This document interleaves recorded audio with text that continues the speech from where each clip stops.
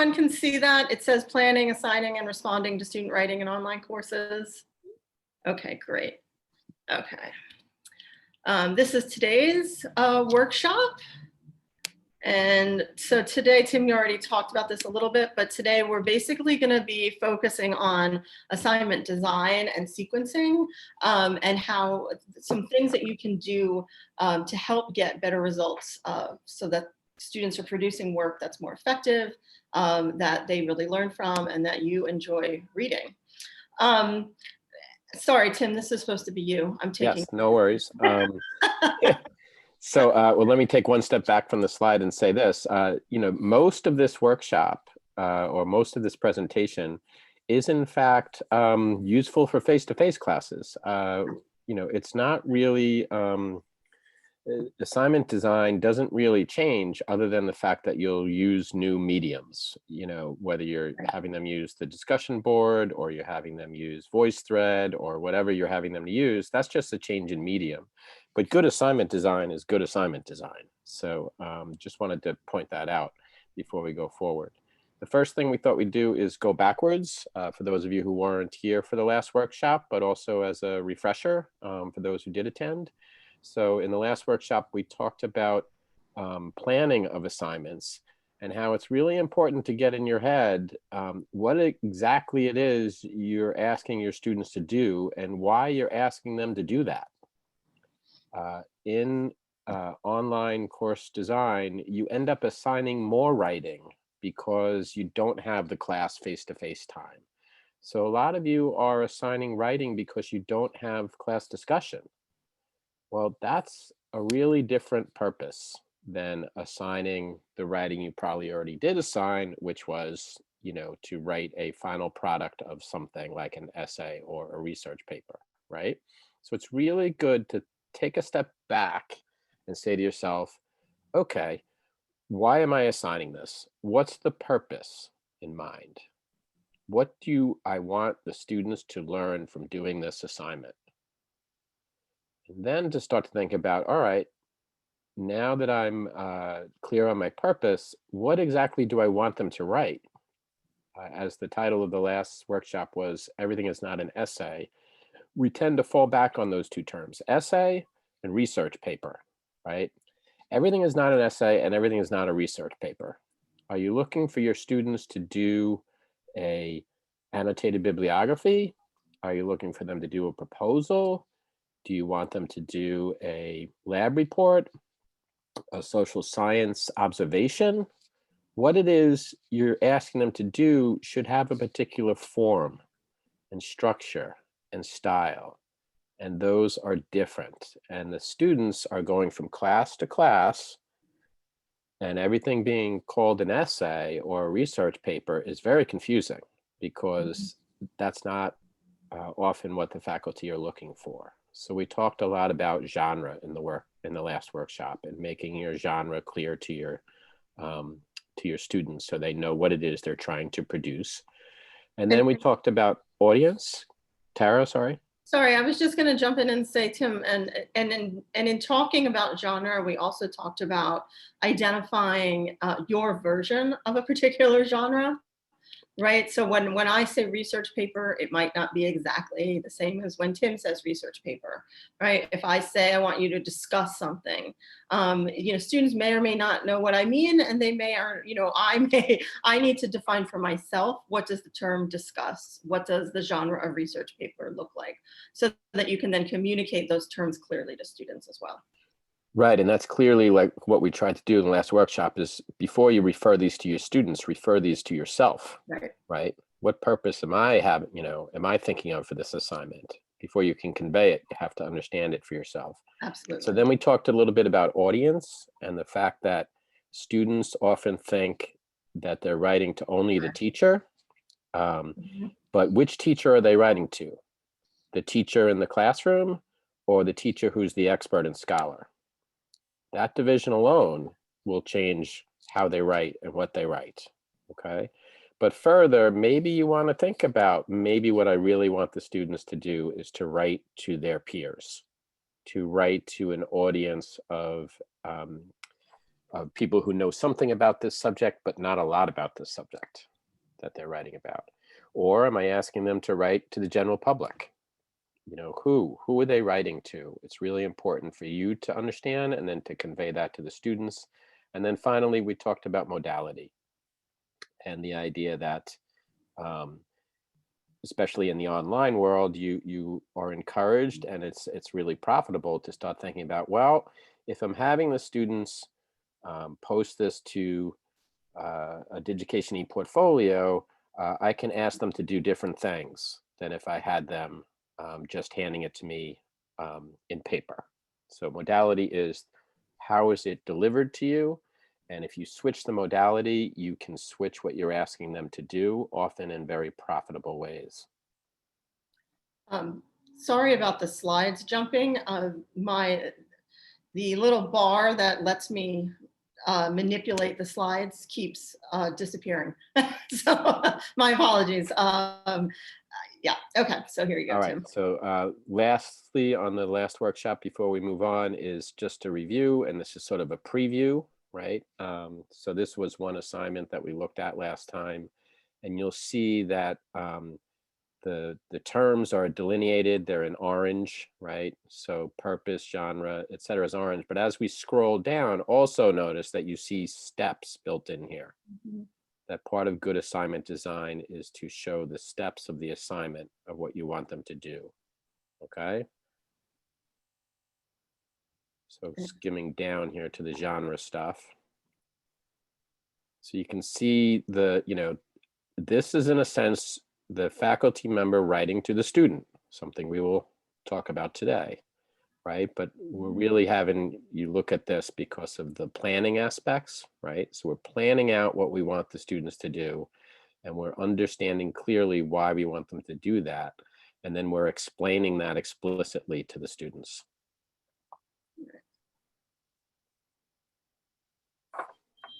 Right. Okay. All right, great. So moving over to, you get Tara for a little while here, I believe. I'm Enough trying. of me. Okay. Okay. So what I want to talk to you about are some basic principles for how to define, how to design effective writing assignments. And these may be very familiar to you, or they may be new. They cross over certainly into disciplinary assignments in addition to specifically writing assignments. So the first thing that we want to encourage you to do is what we're calling foreground inquiry. And what that means is that you really want students to be thinking creatively, to motivate them so that they're not just sort of fulfilling, a requirement. So that the assignment itself asks them to engage in a process of inquiry, and so that as they're researching and writing, they're learning that they're doing more than just reporting back to you, or sort of doing a document dump, so to speak. And also, if you think about assignments this way, which probably most of you do anyway, but if you think about them in, how can you do an assignment in a creative way, in a new way, even if it's a standard assignment like a research paper? Are there tweaks you can make to it that you think are going to be helpful to the students that also are going to be helpful to you as you read it? And as a sort of extra benefit, it also helps avoid plagiarism, right? So one of the problems when we teach anytime, face-to-face, online, hybrid, is obviously we really want to teach students what plagiarism is, what academic integrity is. And if you design assignments that have lots of different parts to them, and where those parts build on one another, and where it's maybe a twist on an assignment, that's harder to plagiarize because there's not going to be stock assignments out there that they can just, pop in. They probably don't have friends who've done exactly the same thing. So that's another benefit of it. I mean, a real good example of that is my own children who are now in high school. And I can't tell you how many times I have to push them away from using the Spark Notes for, whatever text they're being asked to read. And it's really hard to do that when the teacher assigns, something like discuss the main theme for the essay, discuss the main themes in the Scarlet Letter. That's the assignment. Well, they're just not motivated to want to do anything with that other than read the Spark Notes and report back. Change a few words so it's not technically plagiarism. So it just, you really benefit, you really drive their energy by designing an assignment that foregrounds inquiry. You know, okay. Yeah, no, great. The second thing is think in terms of your discipline, be disciplinary. Right. Our example here is like, if you're an anthropologist, well, then think and work like an anthropologist. Ask students to do the kinds of work that you would do as a professional in your own field. Design assignments that reflect not only the process of research that you would engage in your field, but the writing practices of that discipline as well, right? Because if you think about, especially if you're teaching lower level students in the majors, you're really giving them opportunities to practice writing within that discipline. So you want to have them do things that they're going to build on, that they're going to see again in maybe a 300 level course, that they're going to use as a kind of rehearsal for maybe a capstone course. So think about in your discipline, what's important to you. What kind of genres do people in your discipline write in? What's the tone? What kind of research is used, right? Because these are subtle differences across, our different areas, but they certainly exist, right? And I think it's important to acknowledge those differences and to just be honest with students about them, or be transparent, I should say, right? So for me, when I'm teaching in gender studies, I'm asking students for different kinds of work, different kinds of research than I am when I'm teaching, say, English 101, right? And part of that is a disciplinary difference. The other thing, and I can't say this enough, and I kind of assume that everybody's doing this, but maybe I'm wrong. You really, really should always write out your assignment directions.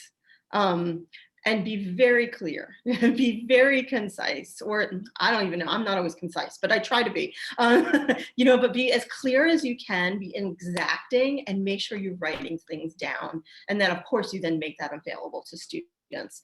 I think that's I imagine that since we're all teaching online, we're all doing this now. But if you don't write your instructions down and they're not written in a way that students can understand them, they can go back to them, they can sort of answer their own questions, it's going to open you up a whole host of other problems. Let's see. Oh, my thing has disappeared again. Let me see if I can find it. So weird, all this technology. Okay.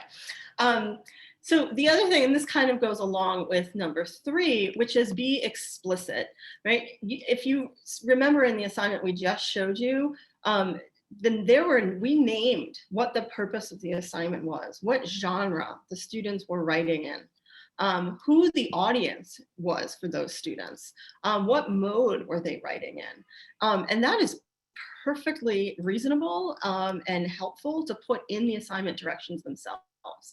That way, even if you say it a million times, during your synchronous class or in your face-to-face class, students are always going to have questions. And if you put that in the assignment itself, hopefully they're going to go back to the assignment. As they're reading it over, they're going to be reminded, oh, this is why I'm writing this. Okay. This is the audience I have to keep in mind. This is the kind of writing I'm doing. Oh, I'm doing a social science report. Okay, that's different than, what I might do in English. Okay, and they start to adjust based on that. The other thing that we suggest, that honestly, I was very resistant to this idea, because I was afraid that if I provided students models, they would just copy them. So I resisted this idea for a long time, but I finally have given into it, and I couldn't be happier. If you offer models for the kinds of assignment, it really helps students kind of wrap their minds around what you're asking them to do. And I really have not found that students simply replicate the models, because you just make sure that the model isn't exactly what you want, you know, but that it gives enough information so that students understand, you know, how is this assignment structured? What does it look like on the page or on the screen? What kinds of sections does it have? How is it titling things, right? It's going to really help them to have a clearer mental picture of where you want them to be, like what they're striving for. And I think, you know, it's only kind of fair in the sense, like, if you go think about when you're asked to write something, I mean, the first thing I always do if I'm asked to write something, especially if it's in a new genre, is I go and look and see what other people have done, right? So if I'm trying to write an article for a journal, I go and look at the articles in that journal, because I want to see, you know, not only topically what the journal is interested in, but is there a tone? Is there, you know, a particular cadence that goes along with this journal? Do they tend to cite a particular academic conversation? So that's really all we're doing, is modeling that kind of academic work for them. I would And add that if you're worried about using models because you think that that the students will just copy them, it's probably because your assignment is so restrictive that mm, that you're looking for only one answer. You know, and I do think that kind of assignment is useful and worthy, actually. And I think of those assignments as more of the you know, low stakes variety, the early in this semester assignments. Like, let's say one of your learning objectives for the course is to get the students to be able to compare one of the texts you assigned to another text, right? And before they can write a really good essay or research paper, they need to be able to do that comparison move. Well, you might want to show that move using two texts that are not the ones you've assigned, mhm. right? But then have them do that same assignment with two texts where you're not showing a model. Now they have to do it for themselves. And in that way, you know, they may be copying, they're copying the practice. They're Mhm. not copying the content. Um, Yeah, exactly. so in that, you know, I think it's tricky. The use of models is tricky, but if you find yourself, oh, I can't use models, I'll just get the same paper over and over again. That's probably because the paper you're assigning is too narrow. Hmm. It's asking the students to follow a series of very restrictive steps, you know, your way. So, you know, give that some thought as far as using models. Yeah, I would also say you can also use models in the classroom as an activity, right? So if I have this one assignment that I often use, which I call a response paper, and it's one page, single spaced. It's one paragraph is they have to summarize, say, an article, and then the second paragraph they have to analyze an aspect of it. I use this more for if I teach literature, but students were really struggling with it.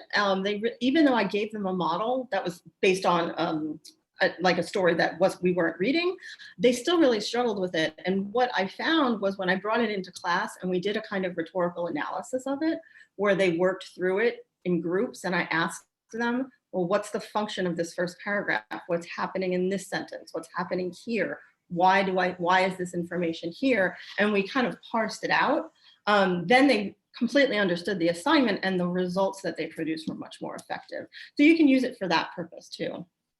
And then finally, the last thing is be really explicit about how you're going to grade and or evaluate students' work, because it really helps to know what you're looking for. And if you can articulate that to them in ways that they can really understand and take in, then they can write toward those goals. And this really emphasizes the purpose of the assignment, what you want it to sort of look like at the end result. I think it also builds a lot of trust between you and your students, because often students think, oh, well, there's no mystery here, right? My professor's being really transparent, telling me what I need to do. I don't have to try and figure it out for myself. And students, at least that I've worked with, love to know these things. And I often give them a grading rubric, the rubric that I'm going to use for an assignment, and they kind of run with it. Okay, so we just also wanted to make a comment about some principles for larger assignments, especially if you think about like scaffolded I'm sorry, like a research paper assignment or a term paper, and maybe people use that nomenclature, that there are different ways that you can go about working students toward that larger project. And one of the ways is something called scaffolding, which you may have heard of before, which basically is a series of assignments that leads up to that final project, right? So like the example we've given you here is basically for, if you've scaffolded a research paper, one way you could do that is to start by having students define research questions. And maybe that's a low stakes assignment. That could even be when you're teaching online, maybe a discussion board assignment. And they could kind of work together or give each other feedback on their research questions.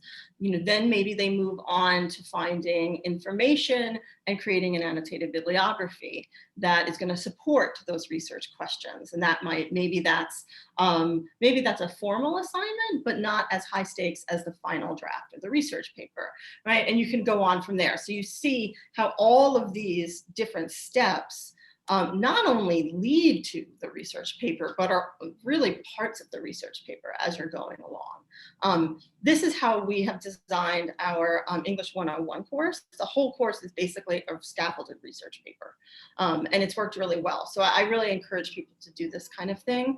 One thing to say there is, you might be looking at that list of assignments and you'll be like, there's no way I can assign all that, because I have to teach this other content in addition to the, research and writing content I'm trying to teach. I also have to teach, the 10 most important things for the topic that the course is about, right? But just, in our third workshop, we will show you that, when we talk about grading and evaluating and responding to student writing, you don't have to read all of these. You need to have the students see this trajectory, and you need to have them do this as they go along, but it's not you providing all of the feedback to all of these things. It's also important with all of these, to understand that this is not done in a week or a month. You would design this through your course, right, from the beginning to the end. Yeah, absolutely. And just to sort of go over the last two sections, you could also assign different sections of a larger project, right? So say if you're doing like a research report, or that has maybe a lit review, methods, results, and discussion, one way of breaking it up is first assign them to do one part of it, right? That part is due X day. Maybe you could build in peer review. Maybe you build in, there's other things that you could do. I don't want to take too much time to talk about that because we're going to talk about that next session too. But you can also just break it down into smaller component parts and make those have separate due dates, so students aren't producing the whole thing all at once. Another example is, say you want to have students do and analyze two texts, have them do a close reading of one text first. Then once that's done, they could do the second close reading, and then the third part of that assignment could be pulling them together, right? So you're not saying summarize both of these and then compare them, but you're kind of giving them the steps to get to that final part.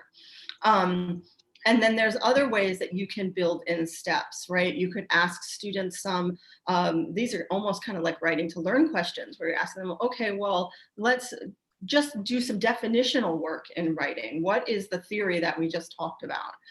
This could be done in a low stakes way.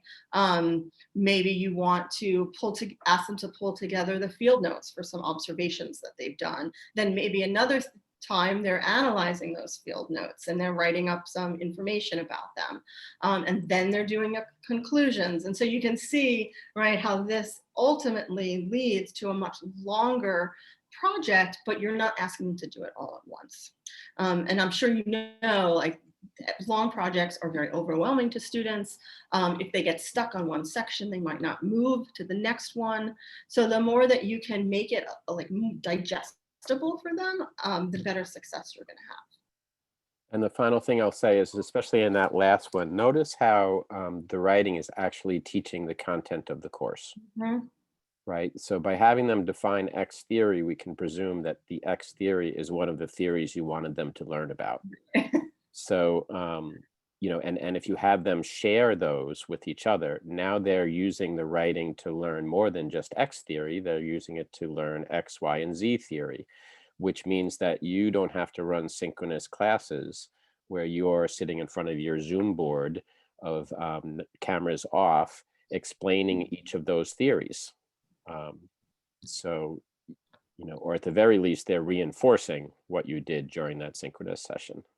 So the idea behind, sort of incorporating research-based academic writing so concretely into your class is that writing about the topics that you are having them read about and having them discuss with you in class, writing about it actually helps them learn it. So that's why you're spending all this time developing this curriculum. So that they will learn the material better. Whoops. Right. So it's not just that you're assigning writing for the purpose of evaluation, right? Or to find out whether they can write. Exactly. Whether they're any good at writing. Are they any good at your content? Right? Okay.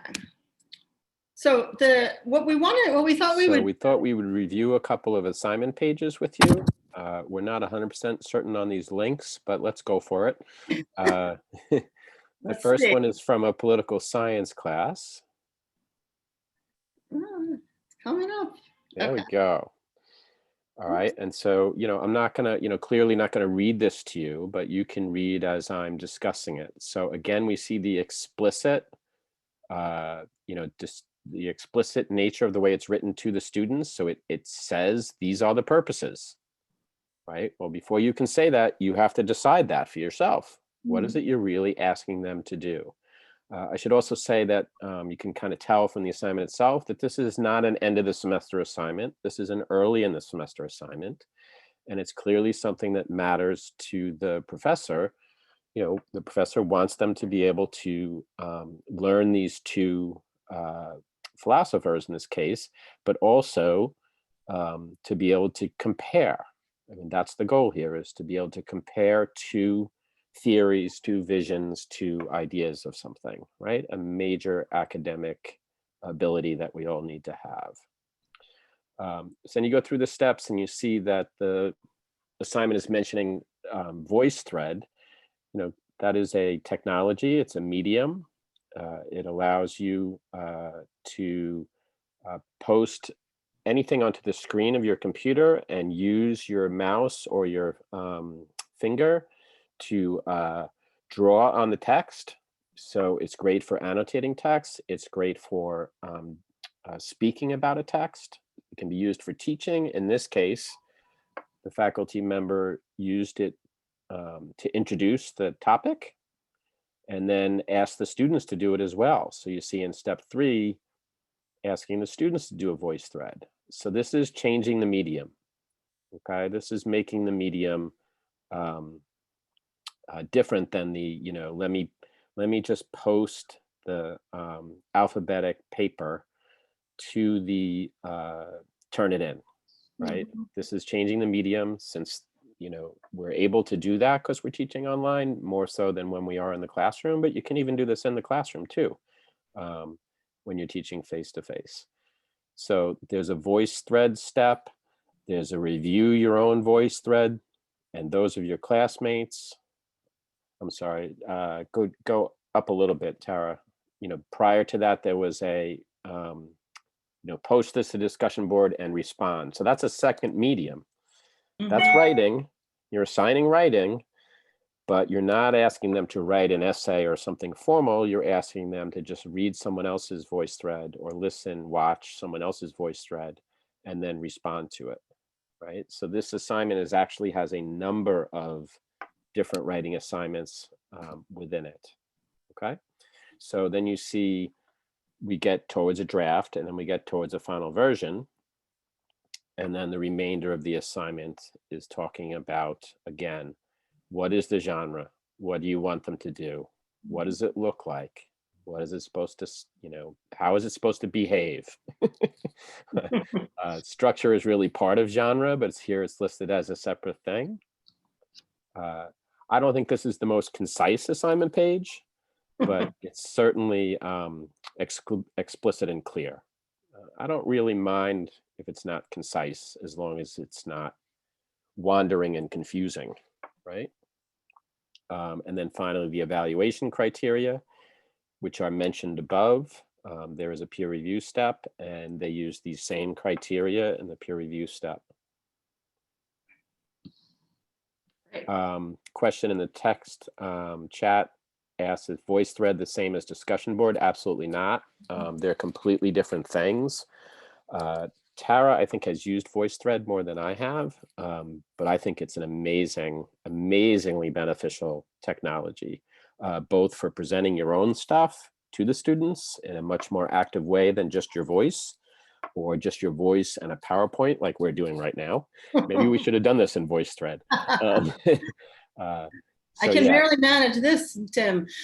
No, you've done a couple good VoiceThreads. No, VoiceThread is I've used VoiceThread. Basically, VoiceThread is kind of like an app essentially, right? It's software, but it's free. You don't have to buy it or anything, and it's free on the web. And it's basically allows you to do kind of what we're doing here. You can pull up a text and then you can annotate it, so you can actually write on it. You can do a voiceover for it, and so I use it often for things like if I want to annotate it to show students a text, like if I'm say giving, even sometimes if I'm giving them an assignment and I really want to highlight some things, I might do a quick voice thread and be able to say, look, don't forget about this part. And here's the evaluation criteria. Here's what I mean by this, things like that. Especially in the online environment, voice thread allows you to make it's a tool that really makes things more interactive, even though you're still talking to the students. They're not literally there. It feels a lot more interactive. And then I've asked students to use it where they have to say annotate a text, or they have to talk about if they're it's also good for presentations, things like that. It's actually pretty easy to use. I am not, as I'm sure you can tell, I am not like a super technological person, although I've been teaching online for 7 or 8 years now. So it's easy. If I can do it, I'm sure you can do it. We can, and you know what, I'll add the link to where you find that on the web after the presentation. So when you get it, you'll have the link. Okay. Hey, Tim, I just wanted to say we're about 10 minutes over our schedule. So I'm thinking maybe we should just do one other of these and then put people in groups. Yeah, go ahead. Do you want me to do the research project? do yours, yes. Okay. So this is my research project from Gender Studies 205. And I wanted to show you this because it's very traditional. I mean, as much as we should be doing, we're pushing inquiry. I wouldn't say this is the most exciting assignment, but it's worked well for me, and it really shows you how you can scaffold different steps. So I thought it would be useful for you to see. And you'll see here from the very beginning, it says the goal of this project, right? So I'm telling students right away, what's the purpose?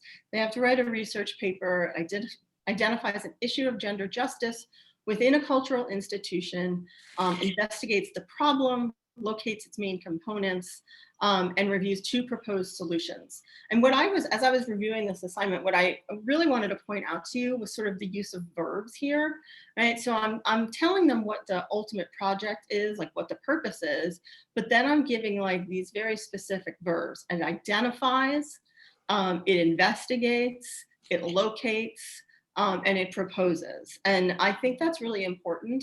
And then, what I could do for something like this is teaching it online is do a voice thread where you sort of unpack that a little bit for students. What do I mean by identify? What do I mean by locate in this context? And then I give them a little bit further information, like, I don't want you to do this, right? I don't want you to develop the solutions. I want you to find the solutions. So I'm kind of trying to anticipate problems as well. And then you can see the project itself is broken down into a number of different steps. So it's important also that I think you tell students these are required steps. They're not optional. And especially when you're doing peer review, which we're going to talk about a little bit later, also not optional, right? a lot of people will often, when they first start teaching writing or really thinking about it, they'll make like drafts optional or peer review optional. And unfortunately, that just, it doesn't work very well, because like all of us, students are busy, and if they can get out of doing something, they usually will. Well, and So also what happens is the students who need it the least are the ones who do it the right, most. right, because they're the ones who are anxious, so they don't want to do a draft because they're already nervous about it. Absolutely. So here are my steps. There's 6 steps, and these kind of mirror the example we gave you earlier. But I also wanted to show you that in terms of the timing, we start this in September, and then I'll scroll down. They don't do the final draft until the end of November. Now we're doing lots of other things because this is a content course, right, so to speak. And we're doing lots of other things and readings and all these kind of stuff, but I'm building in the writing as we're doing that, as we go along. So they start, you know, at the very beginning of the semester, introducing them as we're reading ideas about gender justice and what are some of the issues that come up. That's when they start to just choose what issue they want to investigate, right? So it kind of, the trajectory of the project aligns also with the other work that's happening in the course. And then we move on to the annotated bibliography. I won't, you know, go through all of these with you because it'll take too long. We have a paper outline. There's also drafts. I've built in group presentations, and I used to separate these out so they'd have to do group presentations and a paper, and I decided that didn't make a whole lot of sense. So I kind of folded them in, and that worked really well. And then of course we have the final, very final version at the end. Okay, so this was just to give you some examples of the kinds of things that we're talking about. Okay. So we'd like to turn it over to you guys for a little bit. So on your computer, go to an assignment you are using this semester. Read over the directions you provide for the assignment. So what are you asking your students to do? And then based on what we've said so far, whether it's, you know, the first bit about, you know, using purpose, genre, audience, and modality, or being explicit, or incorporating steps, or using peer review, scaffolding, write down 3 to 5 things you think you would do to improve this assignment based on what we've tried to talk to you about here today. We will then put you in breakout rooms, and you will share your screen, which you can do in breakout rooms, and you will load your assignment up and talk about it with your with the other people in your group for a few minutes, just so we can get some cross conversation going here. So discuss the changes you are considering. So those are the directions. And if we're doing this like last time, could we have groups of just 2 this time? I don't know who's out there. I think Gina was going to put everybody in groups. Yeah, just accommodating for the folks who just left. And also, do you want to adjust the timing? Yeah, so I'm thinking maybe we had 15 minutes scheduled, Tim, so I'm thinking maybe 10. Yeah, let's just do 10 minutes. All right. You will automatically be put in your rooms, folks, and you'll get a notice when we're done. Thanks, Gina. You're Thank welcome.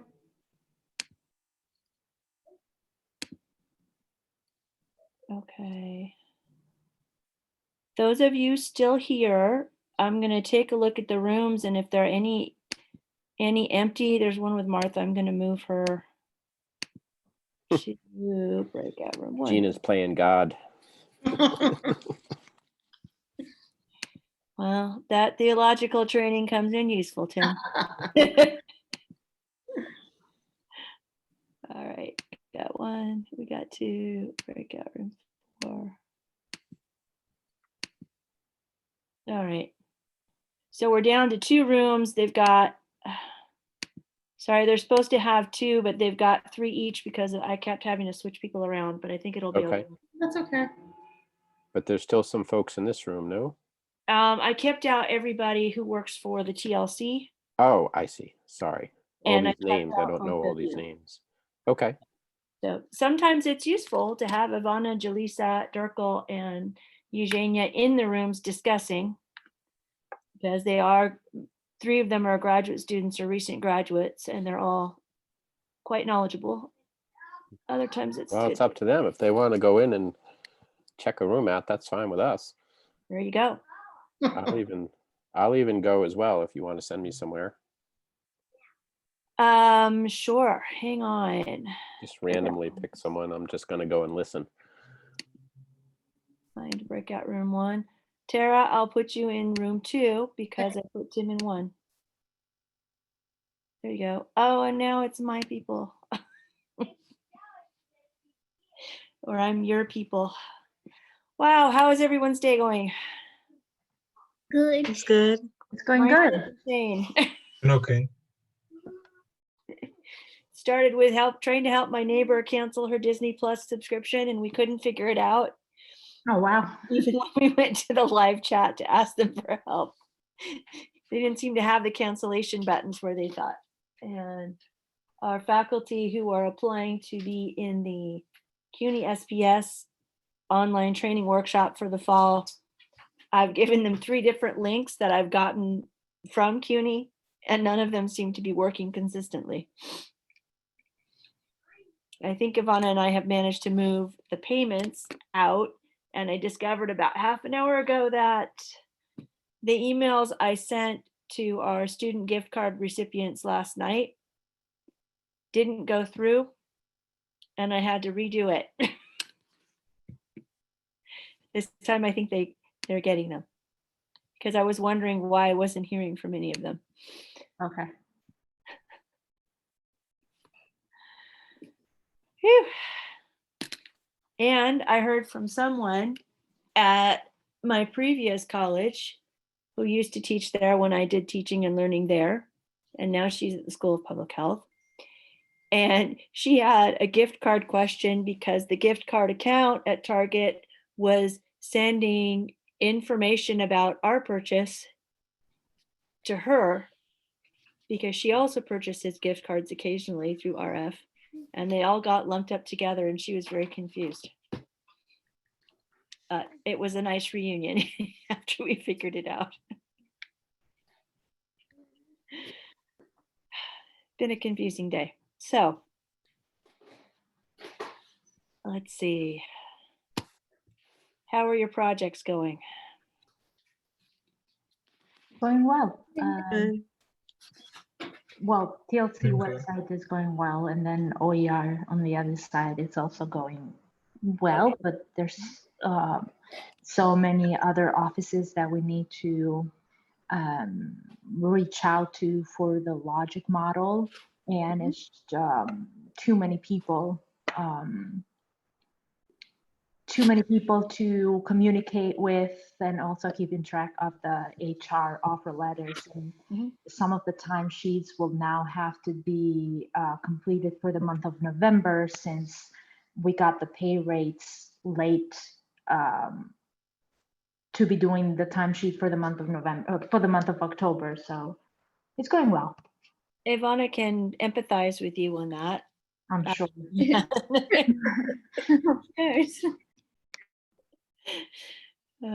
Yes, indeed. Good. Well, Dr. Ferdinand and I are going to meet next week, so we'll get caught up on some of this. Yeah. Yeah, good. So we have the websites, and are there any questions about any of the projects? Yeah, for the website, we actually changes our plan. Remember, we talked about with the first 5 blogs. One will be the COVID-19 resources instead of the publications.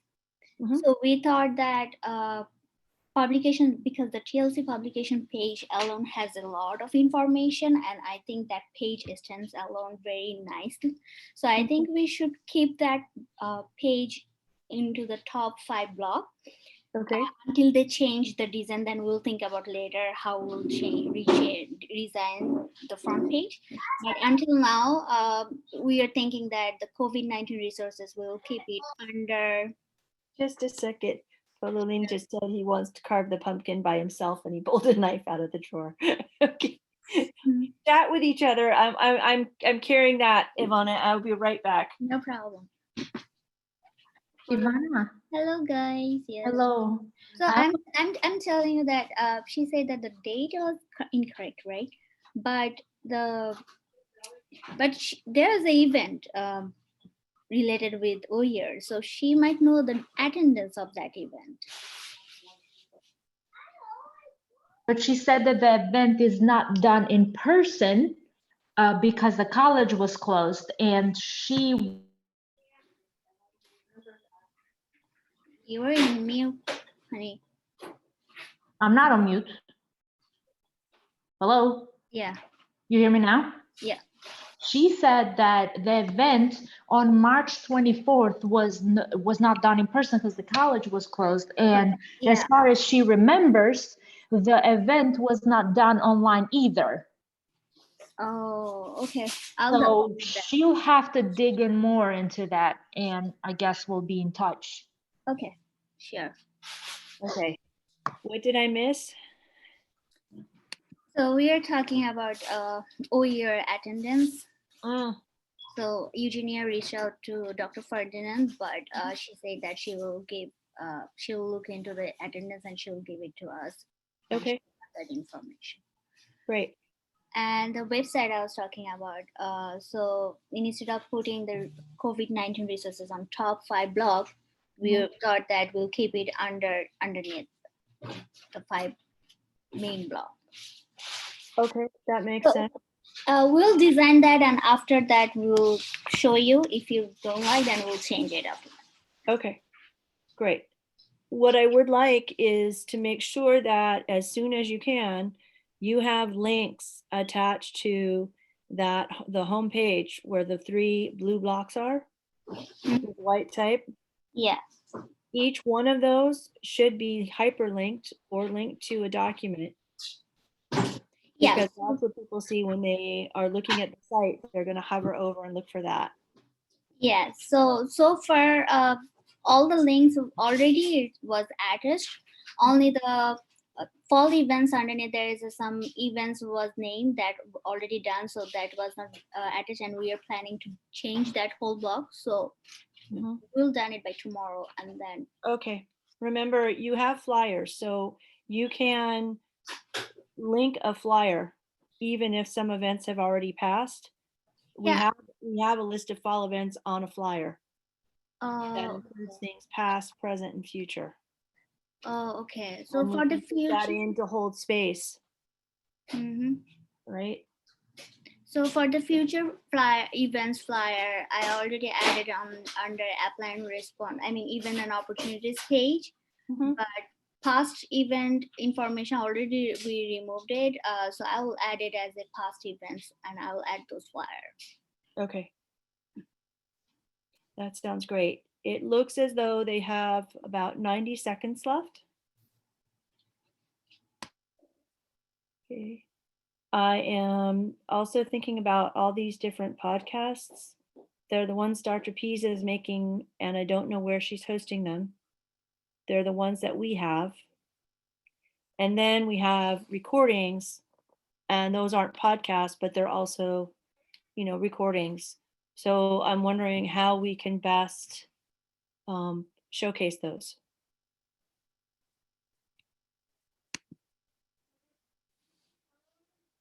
I don't expect you to have an immediate answer.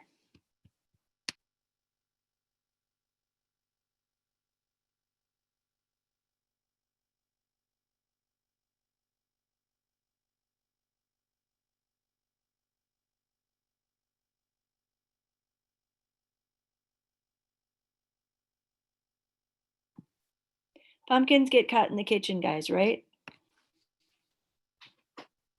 Oh, Wait, why don't it you depends. I used to cut them in my room. Oh my God! Oh, hi, Pauline. Hello. Hello. Hey, Pauline. Pumpkin. You say hi, honey. Hi. Hi. Hi. All right. Hi. We'll keep it with you. It's like, who happened? that case. Oh, so we out? Everyone's out. We got booted Oh. out. Yeah, we got booted out. Tara, would you mind if I, just like we did last time, I'll have Helen just keep going? Because she had just. Yeah, go ahead. So Helen, tell the whole group, if you don't mind, what is your assignment and how can we help Yeah, you? no, right now I have a discussion board. It's a fraudulent, it's a fraud case. I've asked them to look at Enron and to compare Enron to the case, but based on what you just said, I should have for them to interact more. I think I should break it out and identify examples so that they could start that discussion with the examples, you know? So, I mean, that's it. Will you be in the discussion board assignment then? In the prompt that you give up above, you'll have to define what you mean by examples and how you want folks to reply to those examples. Again, remember the explicit directions, right? Yeah. Be explicit about what you're looking for. So it can't just be, you know, reply to this. You know, it's got to be, you know, post 3 examples of XYZ. And when you do replies, I want you to analyze the examples using this, right? Right. So yeah, I think I'm thinking of that. Yes. Right. Yeah. So Thank you. Yes. Yeah, Tim. I'm just getting used to doing online teaching after 40 years of face-to-face. Okay. So this has been a real challenge for me in terms of, you know, making that transition. So, for example, you've talked about the discussion board, and the discussion board how I've been using it basically has been a feedback from our class discussions, you know, our session discussions. Okay, as opposed, you know, basically saying, okay, name me, you know, 4 examples of what we discussed in the session, you know, as opposed to it actually being, quote unquote, as you're suggesting, actual discussion, you know. So I you know, that's certainly got to be something based on your request to how you would improve. I would try to turn that around now and make it more of a discussion as opposed to, you know, kind of a post-examination, you know. Right, and I would think of that word discussion in very academic terms. What do we do as academics when we discuss? We present analyses. We'll analyze something, right? We will compare something. We will provide examples and critique those examples, right? So discussion is not give me your opinion. Right? You can have a discussion board go quite well actually with give me your opinion, but it'll become a raging opinion fest, which is almost fine if your goal is, if your purpose of that assignment is to get the students talking. That's good. They're talking now. Everyone posted. That's great, right? So I will often use that kind of discussion board maybe at the start of a class, but eventually you want to say, okay, let's have a really strong academic discussion about, you know, defunding the police. I don't want your opinion. I want you to analyze these 3 models that I gave you and talk about why one model is better than the other. Right? Now you're having a real, you know, complex collegial discussion among peers, right? With you sort of facilitating. You know, a discussion board is going well when you can't read it all. No, Yeah. You don't want a discussion board where the students are writing 2 lines like, I agree with you. Right. What you said about defunding the police is right. That's not a discussion. That's, I don't know what that is. Yes, and they do reply like that. They do respond like that, the kids, yeah. Yeah, and that's Yeah, not I a mean, discussion. I That's use, them getting points. I use discussion boards constantly. I love the discussion board function in Blackboard, but I put very strict parameters on how students are allowed to respond to each other. So I tell them what does it mean when I say you have to respond to at least 2 other students. and I list like options for them, and I tell them how long their responses have to be, so that it's, I mean, they are discussing, but they're discussing in a very academic way, and they have to be robust. I use that word a lot in my classes, right? They have to be robust, specific engagements with each other's work, and that really helps. And you don't get very many, yeah, I liked it, you know, that kind of thing. Right. I think the key there is to be very, use that purpose technique, be very clear on what you want the students to do in the discussion. It should be open-ended, but it should be clear. I want you to analyze, I want you to compare, I want you to you know, provide, what do you want them to do in that discussion? And again, opinions are not really all that useful unless supported with some evidence or something. Okay, so we have to move on, right? We have a few other things to show you. So we'll try and squeeze it in here and still finish on time. Yeah. Sort of rushing. Yeah, sorry about That's that. all right. Whoops. Okay, this is you, Tim. Yeah, I wish I could remember what me is. We don't see Oh. anything yet. Oh, it's not sharing my screen? Oh. Okay, let me do it again, sorry. Oh, I see that I can share. So Here we go. Can you see it now? Yes, I can see it now. Okay, sorry. So yeah, we thought we'd just re-emphasize some things in relation to online courses, because that's what we're all teaching now. And when we say online, we mean both synchronous and asynchronous, or mixed together. So yeah, we're assigned, because we're doing courses online and we don't have as much face-to-face time with students, and because online teaching makes giving tests virtually impossible, we do have the sense, and that was really the driving force behind these workshops, that we do have the sense that people are assigning more writing. Again, we're trying to emphasize here with the underlined section, why are you assigning the writing? Well, part of it is communication, right? Getting the students to communicate with each other. It's also for sharing of ideas and concepts and thoughts about the content of the course. It's for developing, deepening what you're trying to get them to learn. And then of course, it's the learning course content itself. So, you know, as you're designing assignments, why are you assigning this? Is the discussion board just because you want them to communicate with each other? Maybe that's a good purpose in the very beginning part of the class, absolutely. Is it because you want them to share their versions of something, etc.? So we then wanted to emphasize this idea of writing as inquiry, that you know, sort of connected to the one below it, writing to learn. We don't write just to record what is already in our brain. I'm sure you're all writers in your own way, and I'm sure you've had this moment in your writing where what you thought you were writing about is no longer what you're writing about, or you just came to a new understanding of something while you're writing. So it's kind of a myth to think of writing as, oh, once I have the whole paper in my head, I just sit down and need to write it. No, the writing is what produces the ideas for the paper. So that's why we're sort of asking you to lengthen out the writing that you assign across the whole semester, because those little writing to learn assignments, you know, are driving the content understanding of your course. So there were two more on the bottom there, but Oh, sorry. moving on. That's all right. Okay. Yeah, we're yeah, and you know what? We need to move on anyway, yeah. right? So so here's just a little bit on writing to learn. You know, Einstein didn't just sit around and someday come up with the theory of relativity. He was a journaler and a notebooker, and he had a blackboard in his office, and he would write all over the blackboard every day and then erase it.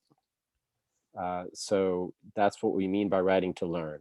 And Tara will now talk a little bit more about writing to learn.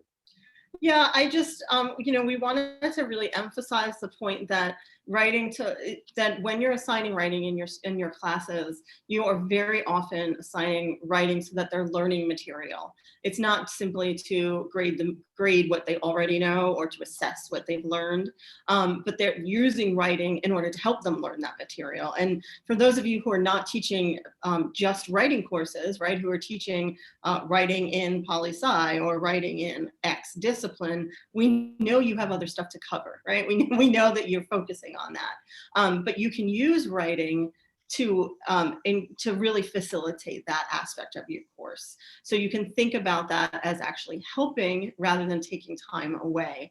And there are lots of different kinds of writing to learn assignments. They can be short, they can be quick, done quickly. You don't have to spend a lot of time grading them or grading them at all, which we'll talk about in the next session. But they are really valuable to help students learn material, to help them reflect on it, and to give you a sense of what they know as well. Okay, so writing can also help students organize in their head and deepen the understanding of what you're trying to teach them, right? So we have the cartoon there to sort of emphasize this. I mean, that's the inside of my brain. I don't know about yours, but we have thoughts jumping all over the place all the time. And it's only, through a, some people can do this in their head. They can organize their brain. I can't. I have to sit down. And when I say writing here, I mean, sometimes it's circles and arrows and boxes and geometric shapes and, or it's lists, or it's, some combination of all of these things to get the content organized in my head. And that's a step that the students may think doesn't exist. They think that good writers, producers of good papers, just sit down and bang it out. And no, it's this messy process of organizing what's in your brain. So Tara wants to talk a little more. So we wanted to give you some examples of what kinds of things you can do that are informal, that are often writing to learn, that you can build into your courses without disrupting a lot of what you do. That it facilitates that. And informal writing is one way to do that. And what it really does is help students who might not give themselves sort of the time and the space to start the writing process. It basically forces them, I hate that word, but right, it gives them the opportunity in class to start that work, so that they can't wait till the end of the semester to decide what they're writing their paper on. They can't wait until week 14 to do an outline of their paper, because you're asking for it in week 6, right? And it's a low stakes assignment, so it's not worth tons of points, but it's getting them moving and getting them working. And these are a couple of other examples of some kinds of low stakes assignments. You may have heard of free writing.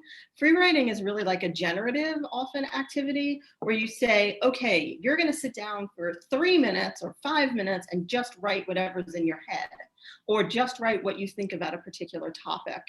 This is like a tried and true method that lots of composition teachers use.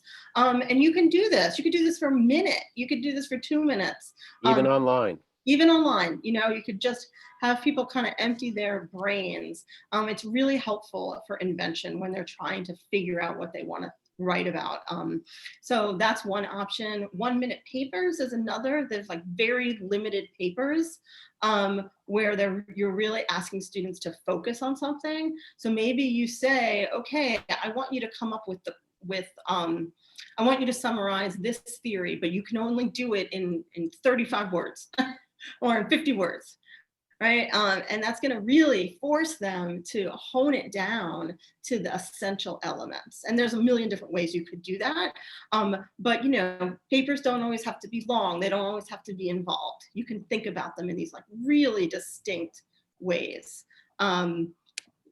2 other just options. One is logbooks, or sometimes we call them journals.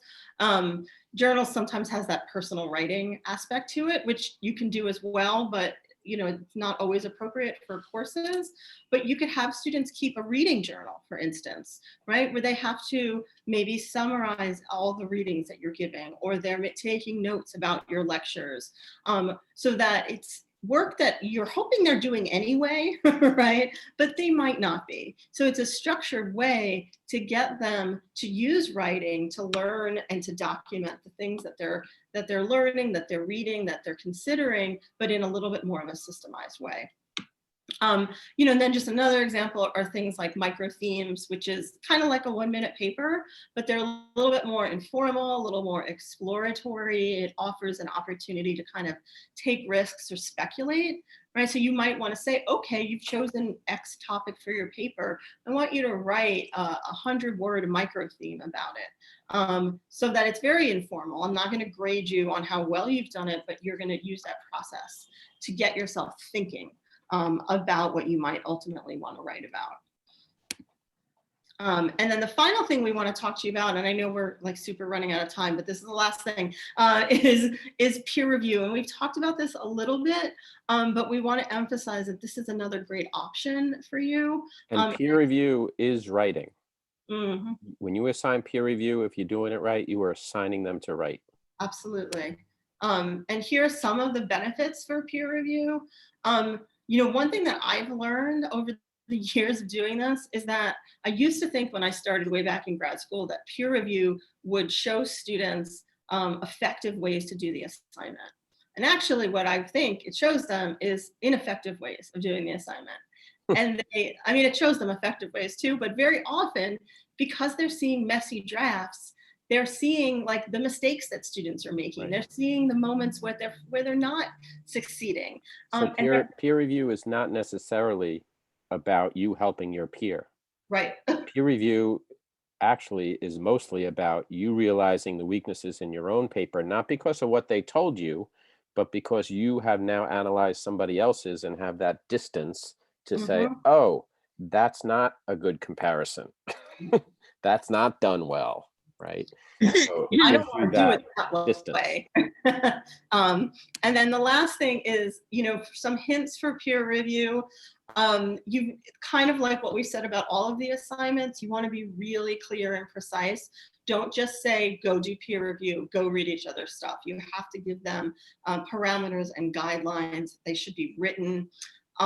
They should definitely write out their comments and give them back to the writers. Make sure the peer review counts as part of the grade. If it's not worth anything, they're not going to take it seriously.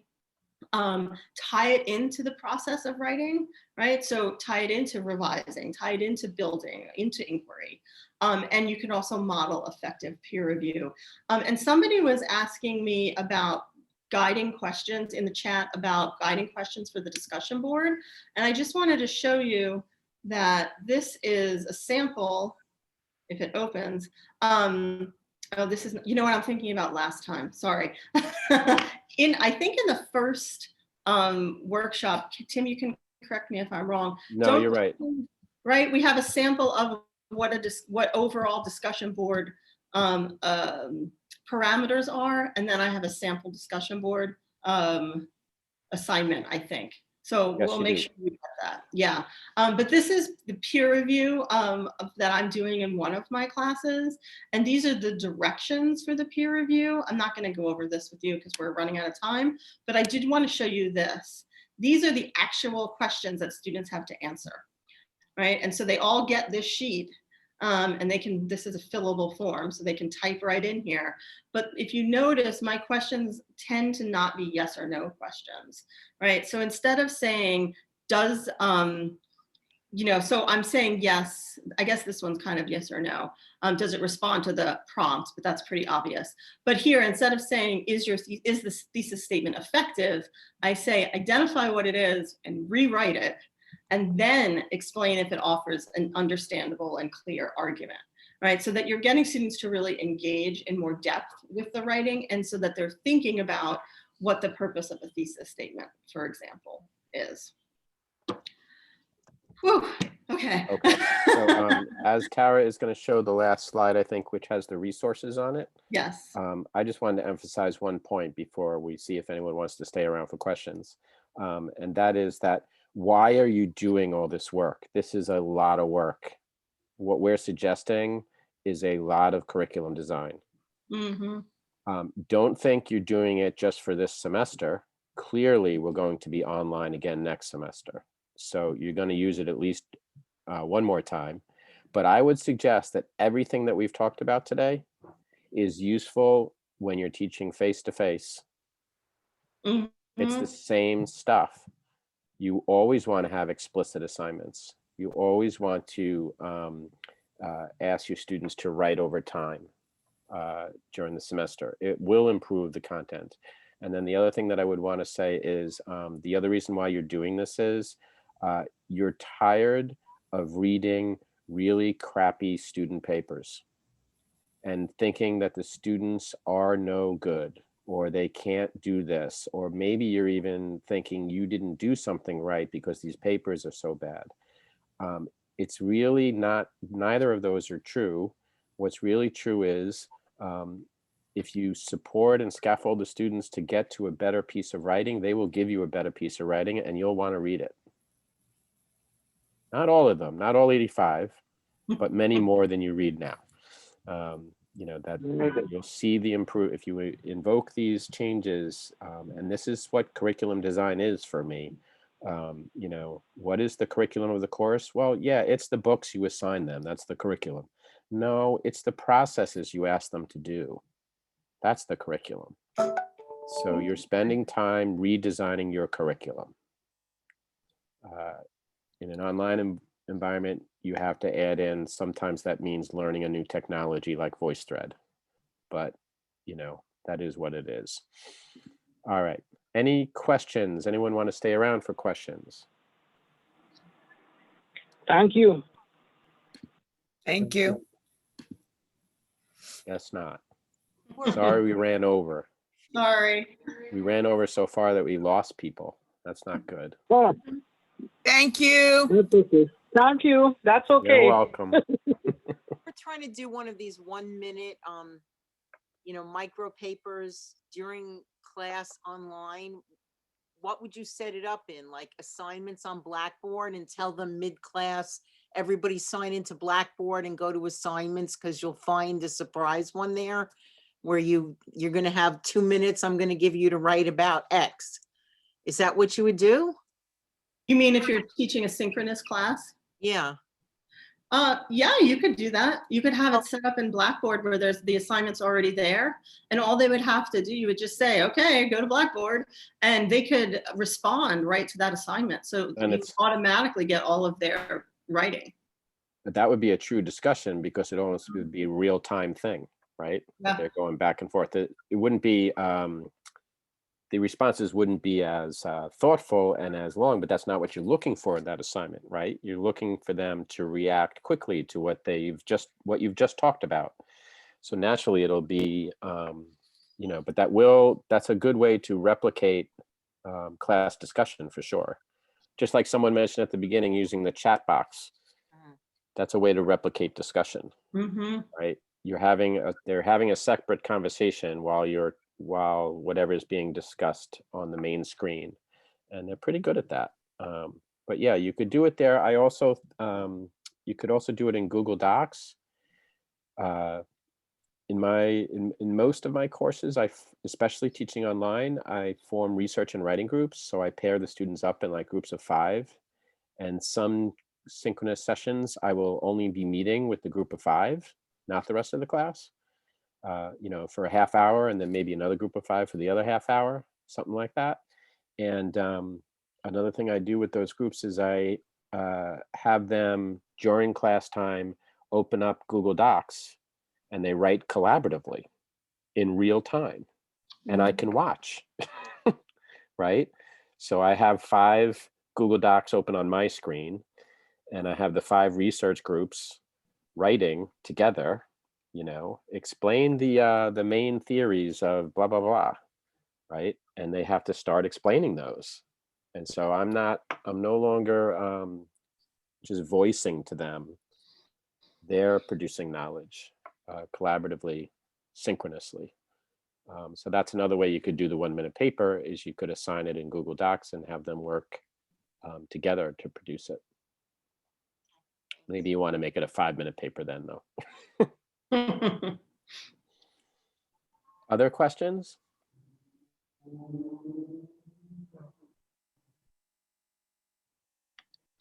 I do want to say one more thing. I'm overwhelmed. I'm sure you're all overwhelmed. We throw a lot of stuff at you in hopes that you'll find something useful, but we also don't want to make you feel like, oh my God, I got to do this, I got to do that, I got to do this, I got to do that. Just pick some small things to do this semester to improve your assignments, for example.